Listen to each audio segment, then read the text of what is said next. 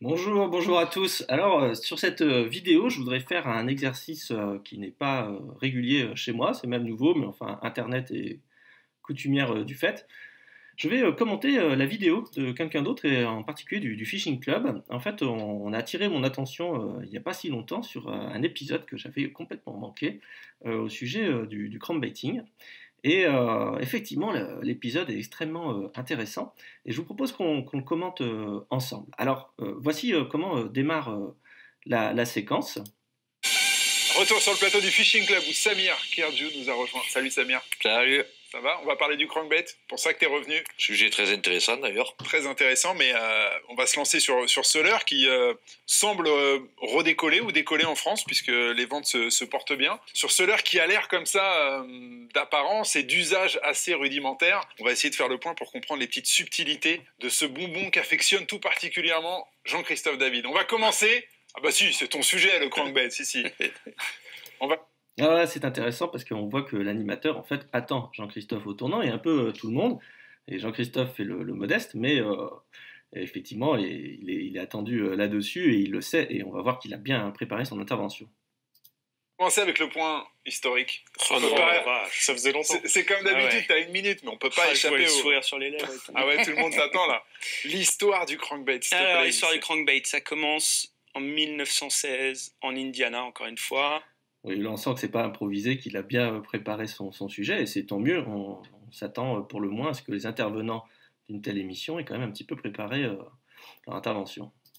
Avec trois potes qui pêchent beaucoup avec ce qu'ils appellent des plugs, c'est des leurres en bois qui restent plutôt sur la surface, et ils ont l'idée d'y adjoindre une pièce métallique pour le faire plonger et lui apporter ce qu'ils appellent à l'époque wiggling, maintenant on dit wobbling, pardon.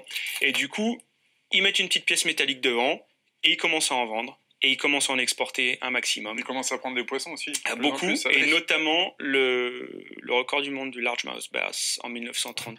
Là, c'est intéressant parce que là, vous voyez comme il a appuyé l'accent américain. Jean-Christophe habite maintenant aux États-Unis. Et ça c'est intéressant parce que c'est une sorte aussi d'argument d'autorité dissimulé. Ça veut dire, voilà, moi, maîtrisant l'accent américain, le faisant presque maintenant naturellement, j'ai la connaissance des États-Unis qui se pose ici comme l'origine de la pêche du bass. Mais bon, il faut savoir que par ailleurs, voilà, quand on est comme ça dans une hyper-correction du langage, ça peut aussi agacer les interlocuteurs et on va voir que ça va finir par arriver. Par Perry, qui est pris sur un leurre Creek Chub. Voilà. Bravo. Et pour les crafters qui nous regardent, c'est la même société qui, dans les années 20, a mis un... On voit que Sylvain Legendre commence à se marrer et on se dit qu'il va effectivement peut-être se passer quelque chose. Comment on dit? Patent, c'est quoi? Un brevet. Un brevet, merci. Voilà, et là, ça y est, ça commence. Donc là, on peut lui accorder le point Jean-Claude Van Damme à Jean-Christophe. Mais en réalité, pour dire la vérité, par exemple, même moi dans mon travail, on communique en anglais, il m'arrive aussi de perdre parfois un mot comme ça. Bon, là, faudrait voir à quel point c'était sincèrement qu'il ait complètement perdu le mot ou si c'était un petit peu travaillé. Mais voilà, bon, c'est intéressant. Là, voilà, Jean-Christophe se pose vraiment comme étant l'Américain de la Réunion. Il adopte déjà une posture et on sent que Sylvain, lui, commence à y résister. Il y a une sorte d'amusement dans son regard, voilà, avec son œil très malicieux, qui commence à dire mais qu'est-ce que c'est que ce sketch. Et alors je tiens à dire que j'ai choisi en plus ce plateau parce que tous les intervenants, je les connais, je les apprécie. Il y en a que je connais mieux que d'autres évidemment, mais tous je les apprécie en tant que pêcheur, donc on ne peut pas m'accuser de parti pris, c'est que des gens que j'aime bien, et tout particulièrement Jean-Christophe qui est vraiment un ami proche. Mais attendons la suite. Un brevet sur... Ouais, exactement. Désolé. Non, mais un brevet sur l'aérographe et la manière de poser les écailles sur les leurres en utilisant un filet. Ok, mais là-dessus, on s'éloigne un peu du crankbait, non? C'était la société Creek Chub, il faut en parler. Bon, bah, t'as réussi ton point historique en moins d'une minute, bravo. Donc il a l'air, je disais tout à l'heure... assez rudimentaire, Soler, pas forcément par sa forme et son allure, mais la manière de l'utiliser. Pour beaucoup de pêcheurs, le crankbait, ça se lance et ça se ramène. Paraphraser quelqu'un. Vas-y, dis-le. Ça, c'est pour David Dubreuil. Tu lances et tu moulines. C'est son leur favori. Tu lances et tu... Tu lances et tu moulines. Alors ça, c'est typiquement David. Alors, il faut savoir que David Dubreuil et Jean-Christophe David et Gaël Evans sont très très très amis dans la vie. Mais se pose une opposition, on le voit, entre ceux qui pensent que un crankbait, ça se lance et ça se ramène, donc appelons-les les Dubreuiens ou les Davidiens, et ceux qui ne sont pas d'accord, dont nous avons en réalité aujourd'hui presque un seul représentant, qui sont les Jean-Christophe Davidiens, et qui pensent, eux, on va le voir arriver tout de suite, que non, on ne peut pas se contenter de lancer et de ramener, et il va même ajouter une petite remarque qui va être lourde de conséquences. C'est pas si simple que ça. Il y a beaucoup de subtilité avec Soler. J'ai l'impression que les gens font surtout attention à la taille de la bavette, à son inclinaison, et c'est tout. Or, il y a beaucoup d'autres paramètres à prendre en compte. Pourquoi est-ce que, selon toi, c'est un leurre plus subtil qu'il n'y paraît? Parce qu'en fait, on va pas l'utiliser. On va pas. Vas-y. Si vous avez un dîner un mercredi soir, il sera un plaisir de venir vous parler du crankbait. Et on fera un film dessus. Voilà, ouais, peut-être. Parce que on sent que ça commence à... Voilà, une fois que l'opposition elle est placée entre les Davidiens et les Jean-Christophe Davidiens, ça y est, les positions quasi structurales se mettent en place, c'est-à-dire qu'à partir du moment où quelqu'un occupe une position, il n'y a plus de position intermédiaire possible, il faut occuper la position opposée, et on va voir comment, voilà, c'est typiquement le prototype du faux débat, limite de la dispute verbale se met en place.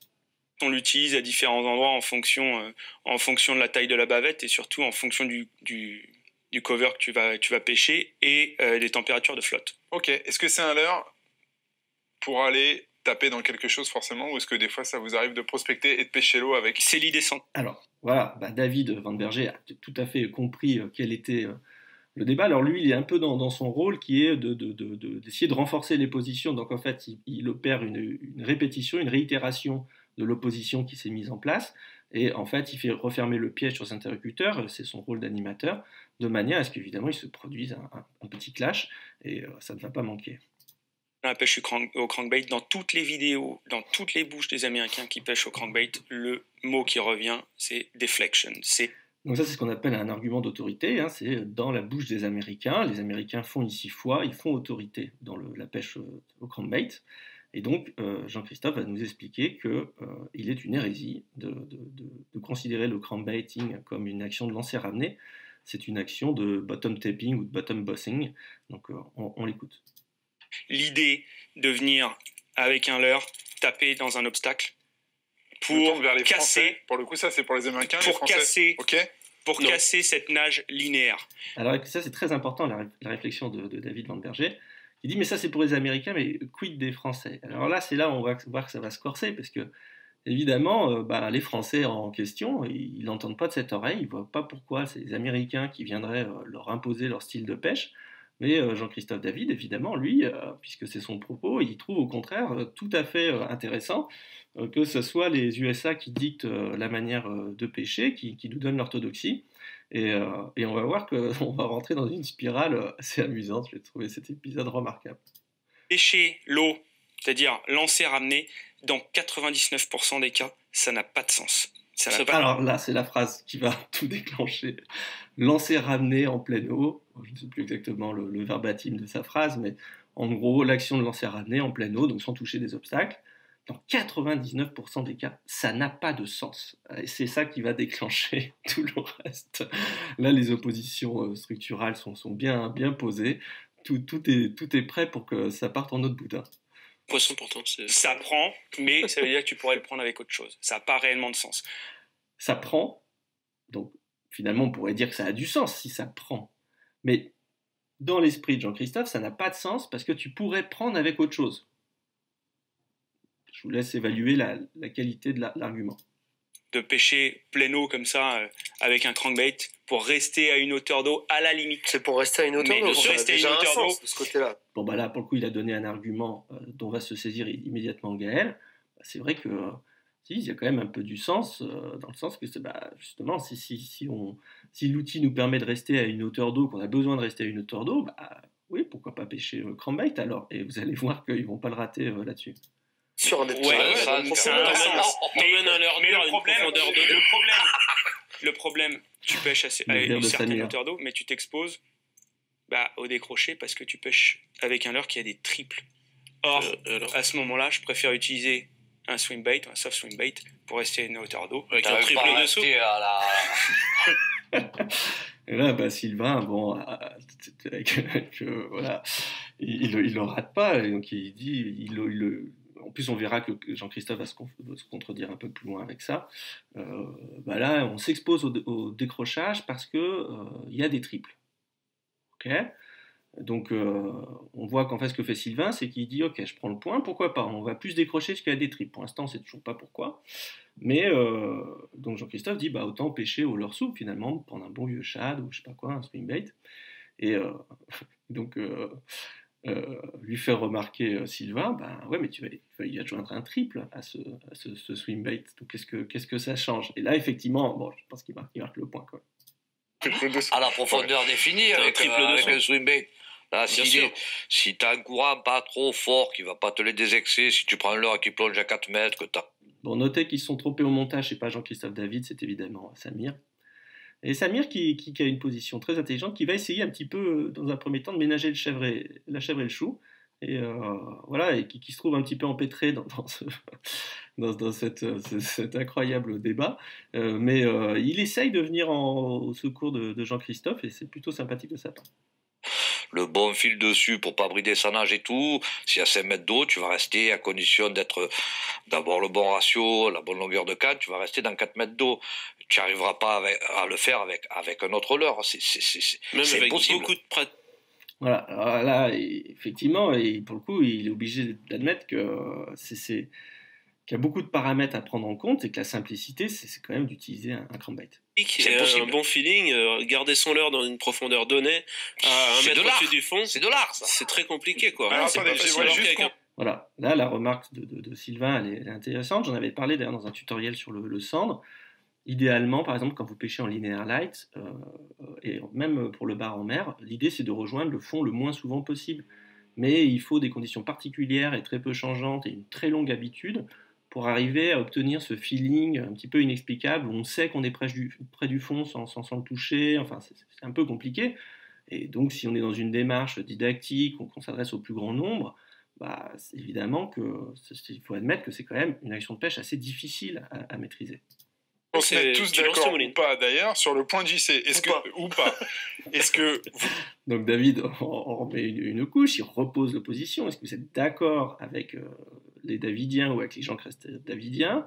Et tout de suite, Gaël marque son mécontentement et on voit que Gaël commence à croiser les bras. Il est un peu dans une posture de fermeture, certainement qu'il boue un peu intérieurement, Gaël. Et on va voir ce qu'il nous dit. Utiliser comme lui, essentiellement pour aller taper quelque chose, que ce soit des branchages ou des cailloux. Je l'utilise comme je l'ai appris et comme 100% des Américains le font. C'est l'essence du leurre. C'est le textbook du truc. C'est comme ça que ça... Ça, c'est un des passages, je trouve, le plus hilarant. Ce que dit Jean-Christophe, en fait, évidemment, il dit deux choses séparées. Il dit que c'est comme ça que lui, il a appris. Sous-entendu, il a appris via les bonnes personnes en France. Et il s'est rendu compte que c'est comme ça qu'avaient appris les Américains. Mais évidemment, Sylvain, qui n'est pas à l'abri d'une punchline, en profite pour lui dire « mais tu n'es pas américain ». Mais il a très bien compris ce que veut dire Jean-Christophe David. Ce qu'il voulait dire par là, c'est qu'on n'est pas obligé de pêcher comme les Américains. Mais la punchline est magnifique. J'adore. C'est comme ça que ça s'utilise. Moi, je tape souvent Toi, dans tu les l'utilises obstacles, beaucoup en mais mer, en mer. Nico. Moi, en fait, je vais aller dans des champs de laminaires, je vais aller vraiment dans des endroits où il y a du goémon, des choses comme ça. Et je vais vraiment utiliser sa faculté à pas s'accrocher. Et puis, ce côté-là où il change de trajectoire complètement. Et je le vois sur le bar, c'est un truc de fou. C'est... Quand j'ai des contacts, des fois, sur la première partie de la récupération, le fond est un peu plus important que où je passe. Et puis, je vais avoir un contact, mais c'est... dans 95% des cas, c'est la demi-seconde après qu'il est touché.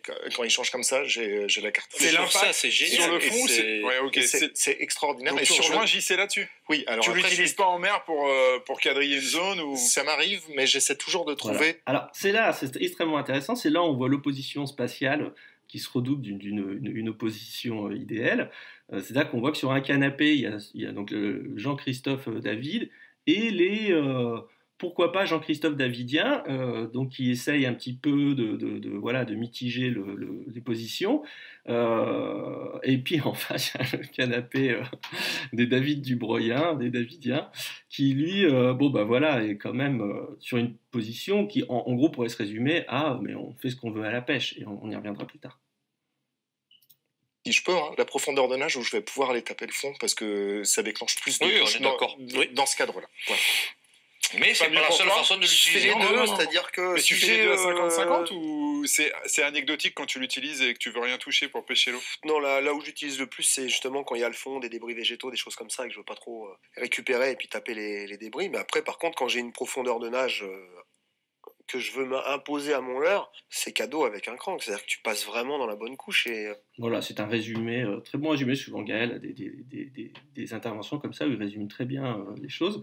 Voilà, c'est ce qu'il dit. Il dit, bon, l'un n'empêche pas l'autre, mais les deux sont vrais. Mais en réalité, qu'est-ce qui nous empêche de considérer que le crankbait puisse être utilisé en lancer ramené?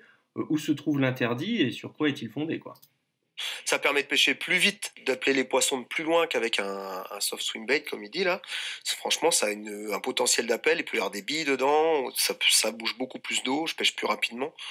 Donc, mais pour prospecter un truc systématique à une profondeur donnée, il n'y a pas mieux qu'un crankbait. Voilà, donc la répétition, Sylvain, pareil, il pose en fait la même question. Pourquoi se priver de cette action de pêche précise qui nous est offerte par le crankbait et qui lui semble en réalité intrinsèque? Donc là, on voit les positions clairement dessinées maintenant. Voyons ce qui va se passer. Effectivement, même s'il est très bon à taper les obstacles, bien sûr, c'est aussi un super outil de prospection. C'est un super outil de prospection, mais encore une fois. Donc là, c'est étonnant. On voit complètement la figure chiasmatique, le chiasme se mettre en place.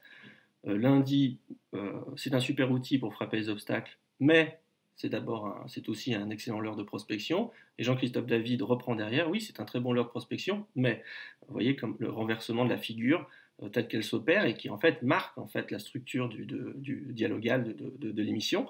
Et je trouve ça vraiment intéressant. Tu as une nage qui est linéaire rectiligne, donc tu es obligé toi de lui donner vie ensuite avec ta canne. Alors là, il va poser une autre hypothèse que lui présente comme une vérité, évidemment, c'est normal. Il dit, comme la nage, elle est linéaire et régulière, c'est toi qui es obligé de lui prêter vie parce que ce mouvement mécanique régulier, sous-entendu, ne fonctionnerait pas très très bien.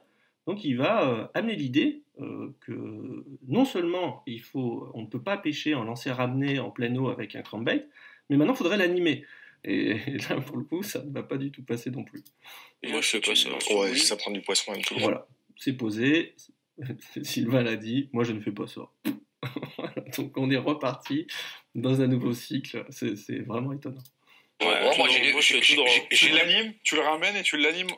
L'idée, c'est de casser la nage. De temps en temps, tu vas changer la vitesse de récupération, tu vas mettre ta canne soit à gauche, soit un peu plus haut. Après, ça dépend à quelle profondeur tu veux le faire évoluer. Mais c'est un truc qu'il faut vraiment casser un maximum.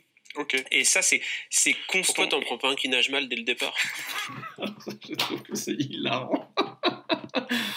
Évidemment, il dit il faut casser la nage, donc il faut faire des variations, machin, truc.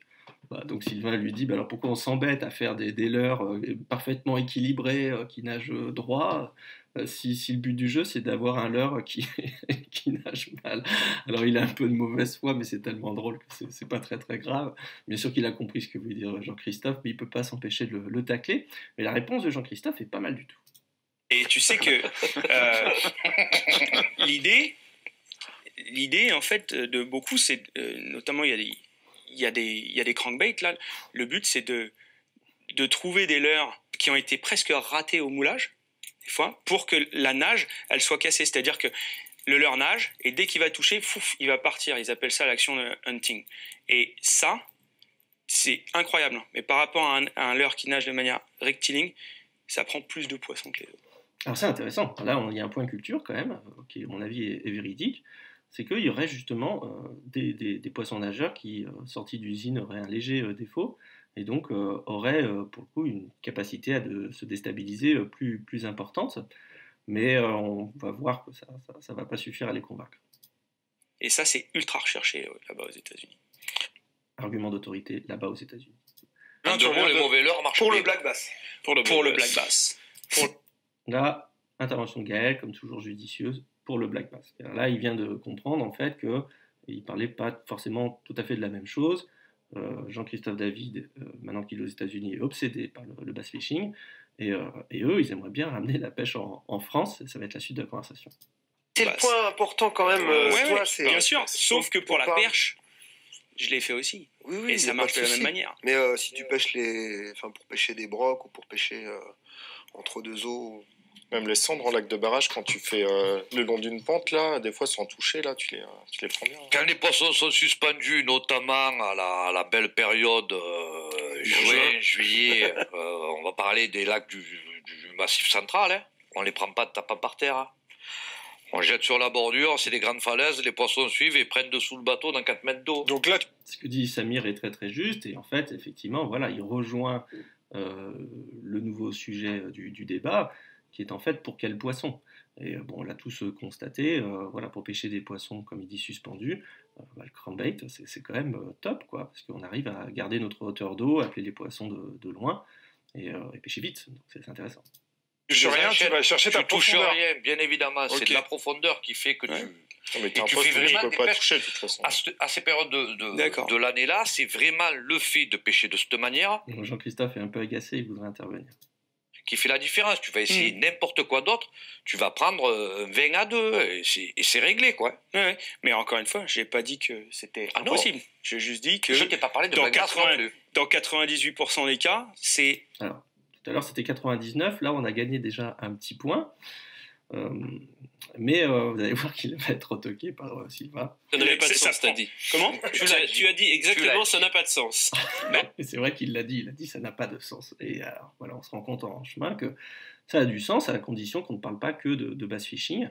Et donc ça veut dire qu'en fait, cette conversation qui a l'air un peu de tourner en rond et d'avoir que des personnages campés sur l'opposition, en fait, marque quand même une certaine progression, parce que quand même on a appris des choses, voilà, et qui est que, bon, grosso modo, si vous pêchez le bass, il faut peut-être plus compter sur la déflexion du leurre, mais que bon, finalement pour nos espèces domestiques, le crankbait en lancer ramené a l'air de, contrairement à ce que disait Jean-Christophe au début, avoir du sens. Tu es jugé pour ça. Voilà. Tu es jugé pour ça. Ouais, d'accord, il n'y a pas de problème. Mais en fait, Alors, effectivement, Samir, en soulignant l'aspect procédural ou judiciaire de ce dialogue, on a l'impression que Jean-Christophe est sur la sellette, mais pas du tout. Justement, il désamorce un petit peu le truc, parce qu'il se rend compte que ça va un petit peu loin, que les positions étaient un petit peu trop campées, et avec Nicolas Cadieux, ils avaient quand même essayé un petit peu de modérer la chose, et c'était très bien. vraiment toute sa dimension quand tu vas taper un obstacle. L'idée de se dire... Et Aux je pense que États-Unis. le fait qu'en France, il y ait peu d'intérêt pour ce leurre-là au départ, c'est que... Ça monte apparemment. Ouais, ça monte, mais au départ, c'est parce que on se disait, ouais, c'est le leurre de power fishing par excellence. Donc on le prend, on le lance, on le mouline comme un malade, et puis pim, ça prend du poisson, C'est pour des ou dessins. pas. Et souvent, ça prend pas de poisson parce qu'on ne pêche pas là où il faut. Sylvain, tu reviens il y a quelques semaines, hein, et quelques mois Quelques même mois. déjà. Tu reviens d'une compétition dédiée uniquement à ce leurre, la Crank Cup, Ouais. qui s'est déroulée aux Pays-Bas, c'est Ouais, ça? c'était aux Pays-Bas. Donc là, le principe c'est simple, c'est crankbait only. Tu as le droit d'emmener sur le bateau que des crankbaits. Donc, aux Pays-Bas, il n'y a pas de black bass. Et en fait, ce qu'il va nous expliquer, c'est que là, il fallait pêcher des cendres. Et que les cendres, ils n'étaient pas pris en bottom tapping, ils étaient pris en linéaire. Et ça lui permet, en fait, de sous-entendre que, voilà, ce que dit Jean-Christophe précédemment est peut-être pas aussi vrai. Alors, moi, je ne vais pas m'immiscer dans ce débat-là. Je crois plus que le manque d'intérêt pour le crankbait en France était beaucoup plus lié à l'aspect réticulé des objets techniques, c'est-à-dire que pour pêcher crankbait, il faut une canne crankbait, quoi. Si on n'a que des cannes ultra fast, comme achètent beaucoup les Français, ben, effectivement, c'est pas facile de pêcher au crankbait. Je pense que ça vient beaucoup plus de là, mais après, ça, c'est que mon avis, je participe pas tant que ça au débat. J'adorais le format, c'était super chouette. Et t'as un exercice imposé qui est de prendre les 3 espèces, enfin, la perche, le brochet et le cendre. Donc, nos 3 espèces, on va dire, domestiques en Europe. Uniquement au crank. Donc autant c'est courant de faire brochet et perche au crank, autant pour le cendre en pleine journée, ça demande un peu à se casser la tête. Donc c'était vraiment sympa, ouais. Les bavettes, on n'en a pas parlé, évidemment, différentes bavettes, différentes tailles de bavettes. Ouais.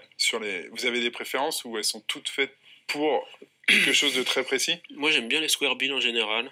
Pour pêcher, dès qu'il faut pêcher dans peu d'eau, j'aime beaucoup. C'est ça là.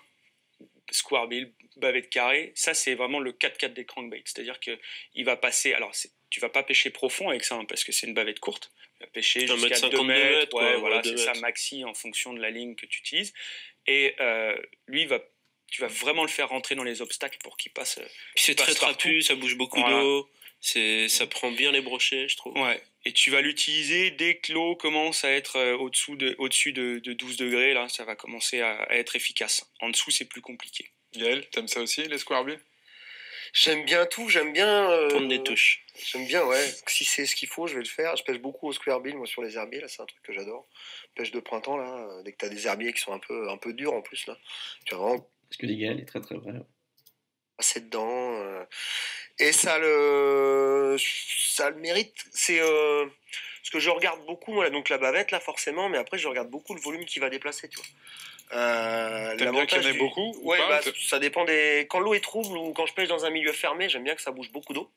Plutôt donc, des rondouillards. Un truc plutôt rond. Et par contre, si je pêche avec de l'eau claire et que l'eau est froide, par exemple, et que les poissons sont soit froides, soit vraiment clairs et que je veux jouer sur la silhouette, je prends plus des flat side, des endroits, des cranks plats, c'est ça, ouais. Pour vraiment envoyer des flashs, plus que bouger de l'eau. Je m'adresse plus aux yeux qu'à la ligne latérale dans ce cas-là. Samir? On est à peu près dans le même raisonnement. À part que moi, les formes moins trapues, je vais encore plus les utiliser là où il y a du courant, là où il y a des zones un peu plus soutenues. Que les formes trop trapues, je trouve qu'elles tirent un peu trop sur la canne et au bout d'un moment, ça devient un peu pénible. C'est ce que je disais précédemment, c'est le problème du crankbait, je pense qu'il vient surtout de là, il vient de notre équipement à nous. Ouais, moi, en mer, je creuse quand même pas mal. La plupart de mes résultats, je les ai sur des cranks qui plongent à 3 mètres et plus, entre 3 et 6 mètres. Là, il y a des modèles qui plongent de plus en plus profond aujourd'hui. Et ça plonge quasiment à 10 mètres. Ça. Ouais, voilà. Ça doit bien descendre, ça. Alors, j'utilise des modèles un peu plus petits quand même. Mais du coup, pour avoir des cranks qui descendent aussi profond, souvent on est sur des bavettes qui sont quand même plus arrondies, beaucoup plus longues. Du coup, j'ai un ou deux modèles comme ça où j'ai différents étages. J'ai des déclinaisons qui plongent à 3 à 4 mètres. C'est les deux que j'utilise le plus. Et voilà, avec des profils assez classiques. Donc, vous voyez que là, je vais m'arrêter là. La conversation semble soudainement s'apaiser. Je vous laisse le soin de découvrir la suite de l'émission. Je ne suis pas là pour l'aspirer et la mettre sur ma chaîne. Merci à David d'ailleurs de m'autoriser à faire tout ça. Mais en fait, ce qui s'est passé, c'est très intéressant, c'est que je pense qu'en fait, l'opposition qui animait tous les intervenants, tous les protagonistes de l'émission, était en fait une confusion opérée entre ce que j'appellerais le mode d'emploi et le mode d'usage. Le mode d'emploi, en réalité, c'est la prescription qu'en fait, par exemple, la tradition pêche ou le fabricant lui-même d'un leurre. Et peut-être que de ce point de vue, Jean-Christophe a raison. Un crankbait, à la base, c'est fait pour taper dans les obstacles. Mais la pêche serait bien triste si on se limitait à ce qu'on nous dit de faire. La pêche est aussi le lieu de la créativité, ou en tout cas de l'inventivité. Et il y a ce qu'on pourrait appeler le mode d'usage. Et là, j'ai envie de dire que tout est permis. Un seul exemple, moi, un de mes plus gros basses, je l'ai pris au crankbait, mais ce que je faisais, c'est qu'en fait, je l'utilisais quasiment comme un popper. Je le laissais remonter à la surface, je mettais à peine un tour de manivelle pour qu'il descende de 10-15 cm, et je le laissais remonter en surface. Vous voyez, visiblement, je ne faisais pas de bottom tapping, ou alors peut-être du tom tapping ou du surface bouncing, je ne sais pas ce qu'on pourrait inventer pour sauver les phénomènes, comme on disait dans l'Antiquité, mais on voit bien que là, pour le coup, ce n'est pas du tout le mode d'emploi, si je suis Jean-Christophe David. Alors est-ce à dire que mon bass, il compte pas, parce que ça serait un coup de bol, parce que je rentre pas dans ces 98 ou 99% de cas où c'est censé ne pas marcher. Je sais pas, moi j'ai quand même plutôt envie de dire, et j'étais plutôt content de mon coup de ligne, que là j'avais trouvé par mon inventivité quelque chose qui déclenchait les poissons. Et je suis bien obligé de reconnaître qu'à mon avis c'est plutôt ça qui est intéressant à la pêche, connaître les règles, mais savoir les tourner, et les tourner à son profit, parfois en inventant des nouvelles manières de faire. Et ça sera le message final de ce commentaire de cette vidéo. J'espère que ça vous a plu. Abonnez-vous au Fishing Club, abonnez-vous à Numa Fishing, et à bientôt pour de nouvelles vidéos. Salut les gars!